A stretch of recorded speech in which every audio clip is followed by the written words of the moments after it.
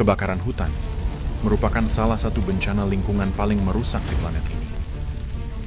Dalam hitungan jam, asap menutupi langit, udara yang terhirup berubah menjadi racun, dan hutan, rumah bagi jutaan makhluk hidup, berubah menjadi zona pelarian tanpa arah.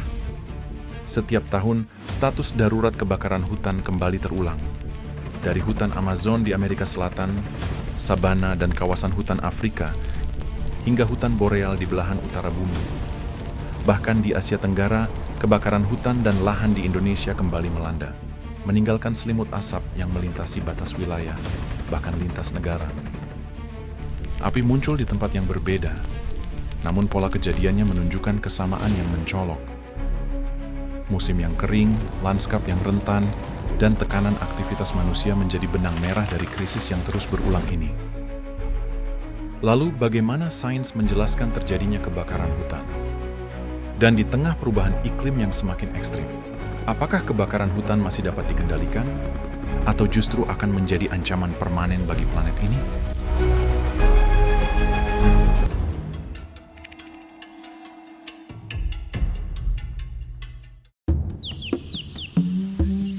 Hutan bukan sekedar kumpulan pepohonan. Ia adalah sistem kehidupan yang menopang keseimbangan planet bumi. Melalui proses fotosintesis, hutan menyerap karbon dioksida dan melepaskan oksigen, membantu menstabilkan iklim global. Kanopi pepohonan mengatur suhu permukaan, menahan panas, dan menjaga kelembapan udara. Akar-akar pohon mengikat tanah, mencegah erosi, dan mengatur aliran air menuju sungai dan danau. Bagi keanekaragaman hayati, hutan adalah rumah. Jutaan spesies tumbuhan, hewan, dan mikroorganisme bergantung pada ekosistem ini untuk bertahan hidup. Dan bagi manusia, hutan menyediakan air, pangan, obat-obatan, serta perlindungan alami dari bencana. Namun keseimbangan yang tampak stabil ini dapat runtuh dalam waktu singkat ketika api mulai menyala. Dan dalam hitungan jam, hutan yang berfungsi sebagai penyangga kehidupan berubah menjadi ancaman bagi segala yang hidup di dalamnya. Secara ilmiah, kebakaran hutan terjadi ketika 3 unsur utama bertemu dalam satu waktu. Ketiganya dikenal sebagai segitiga api, yaitu bahan bakar, panas, dan oksigen. Di hutan, bahan bakar tersedia melimpah. Daun kering, ranting, semak, gambut, hingga pohon-pohon mati menjadi sumber energi bagi api. Ketika musim kemarau berkepanjangan, vegetasi kehilangan kelembapan dan berubah menjadi bahan yang sangat mudah terbakar. Sumber panas dapat berasal dari alam, seperti sambaran petir atau dari aktivitas manusia. Pembakaran lahan, puntung rokok, api unggun, hingga percikan alat berat.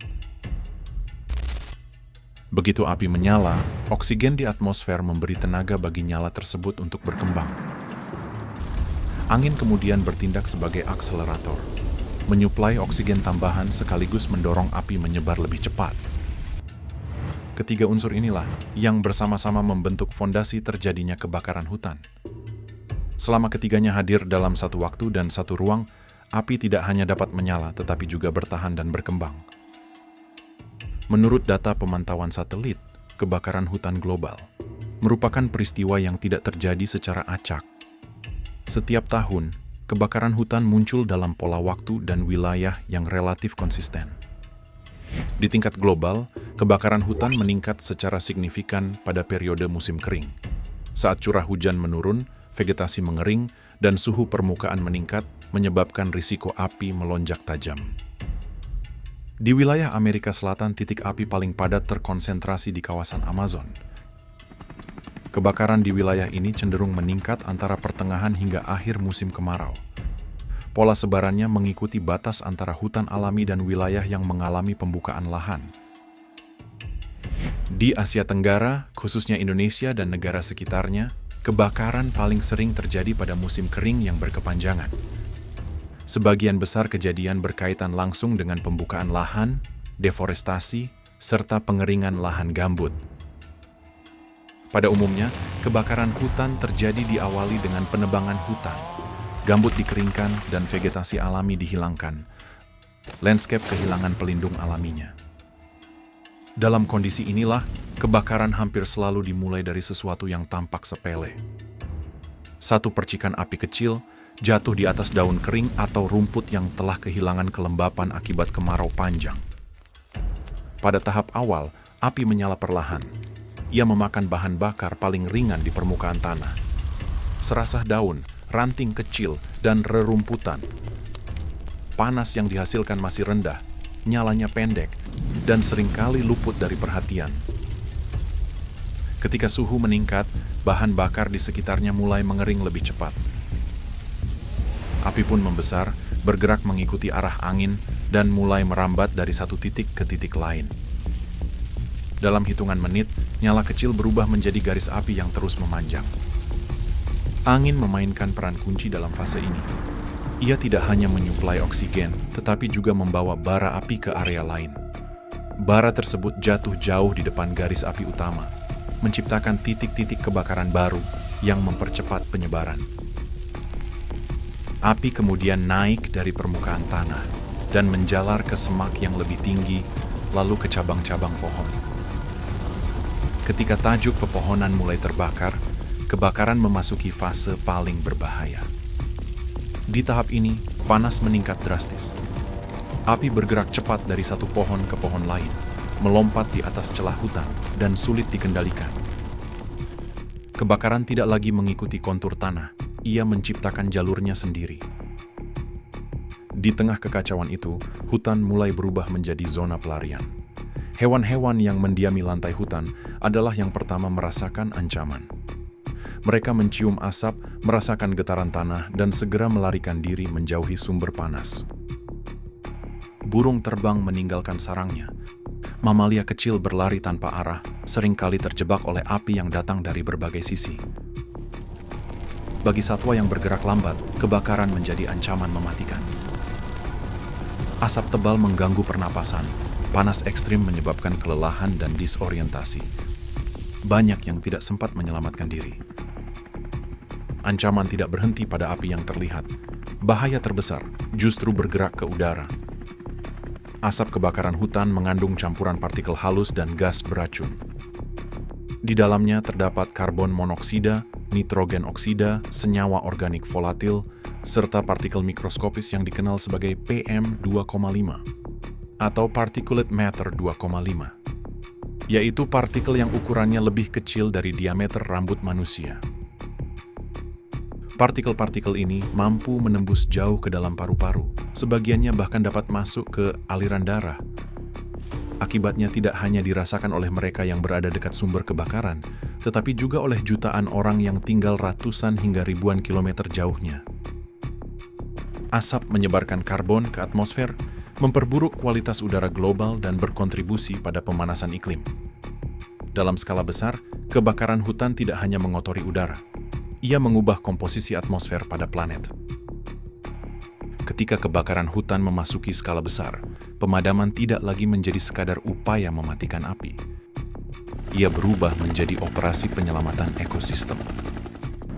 Langkah pertama dimulai dari udara, pesawat, dan helikopter pemadam menjatuhkan air dan bahan pemadam ke titik-titik api utama. Namun dari ketinggian, api sering tampak lebih kecil daripada kenyataannya. Bara yang tersembunyi di balik kanopi hutan dan di bawah permukaan tanah tetap menyala. Di darat, petugas pemadam bergerak membangun sekat api. Vegetasi ditebas, tanah digali, dan jalur-jalur kosong diciptakan untuk menghentikan rambatan api. Petugas darat juga harus memadamkan langsung ke lapisan gambut, menembus kedalaman yang bisa mencapai beberapa meter. Proses ini membutuhkan waktu lama, sumber daya besar, dan koordinasi yang presisi. Cuaca menjadi faktor penentu. Angin dapat memperluas api dalam hitungan menit.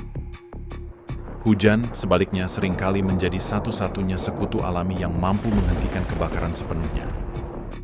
Namun meski api berhasil dipadamkan, tugas belum selesai. Petugas harus memastikan tidak ada bara yang tersisa, karena satu titik kecil saja cukup untuk menyalakan kembali bencana yang sama. Ketika api akhirnya padam, kehancuran tidak serta-merta berakhir. Yang tersisa adalah hutan dalam kondisi paling rentan sepanjang siklus hidupnya. Lapisan vegetasi yang selama ini melindungi tanah telah hilang. Daun-daun, semak dan pohon penyangga musnah, menyisakan permukaan tanah yang terbuka dan rapuh.